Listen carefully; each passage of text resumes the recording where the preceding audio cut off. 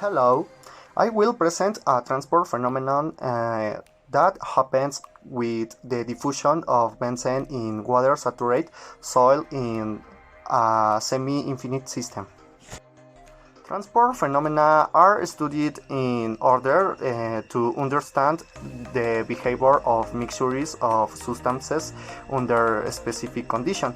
The analysis of transport phenomena is based on mathematical models that result in differential equations, which include the variables necessary to calculate concentrations, diffusivity, flux, and other values necessary to understand such behavior. In this paper, we will analyze a problem involving two substances, benzene and water.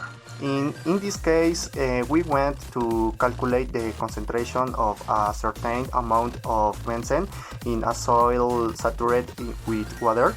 So our thesis is initial concentration and diffusivity in transport phenomena as a function of time help use to find the concentration of benzene at a specific depth in water saturated soil.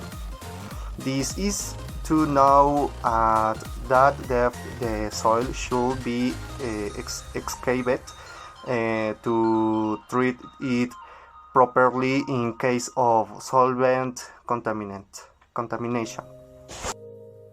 In this problem, you have liquid benzene from a tank seeping into water-saturated soil. At a depth of 1 meter in the soil, there is non-porous impermeable rock, so we don't even peel it any better.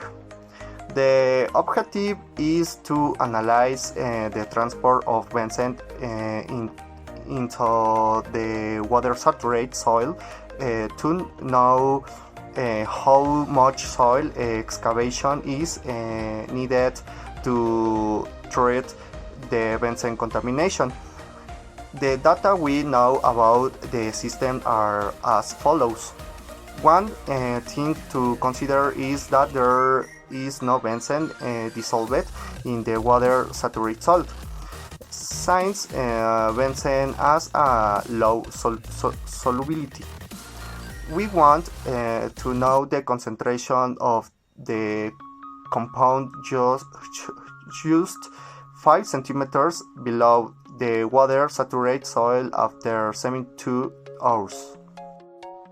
To know the concentration of benzene, which we will at 5 centimeters depth in a water-saturated soil, which we will call B, we first make some assumption about the system. 1. The system is semi-infinite. This means that although there is a finite distance limit for the diffusion of benzene in the soil, which is 1 meter. Given that the distance analyzed in this problem is so short, we can assume a semi-infinite diffusion. 2. Isothermal system. 3. Total concentration of the benzene film content. 4. No reaction between components A and B. 5. Molecular unidiffusion. 6. System in transient state. Once the assumptions are made, we look at the data we have available. The distance to study is 5 centimeters. The time to study is 72 hours. The concentration of benzene is 24 moles per cubic meter. The temperature remains constant in the diffusion at 293 kelvins. And finally, the diffusion coefficient of benzene in the soil is 1 per 10 at minus 9 meters. square per second. The initial equation to be used is composed of mass balance plus Fick's law, which tells us that the diffusivity of matter of energy is like in a medium in which there is initially no chemical equilibrium. Thus, we have a second order differential equation where the concentration of benzene will be a function of depth and time. In order to solve this equation, it is necessary to define the limits of our system in this way we have. According to this condition, we can solve question 1, which the Laplace transform to obtain the following equation. Being phi the second equation shown. After substituting all the obtained values and doing the due calculation, we found the concentration of benzene 5 centimeters from the main source of pure benzene, and after 72 hours after starting the diffusion with the soil saturated with water, it is 0.675 moles per cubic meter.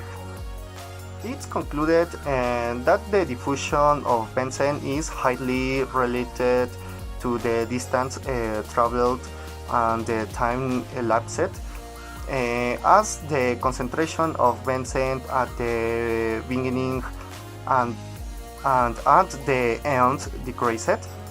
It is also concluded that the concentration of benzene in the soil saturated with water in a real situation, this concentration should be analyzed at the greater depth because it can be considered high. Therefore, the recommendation is made conduct a study with a greater distance until finding a concentration not significant as ecological damage to remove parts of the soil and treat it properly.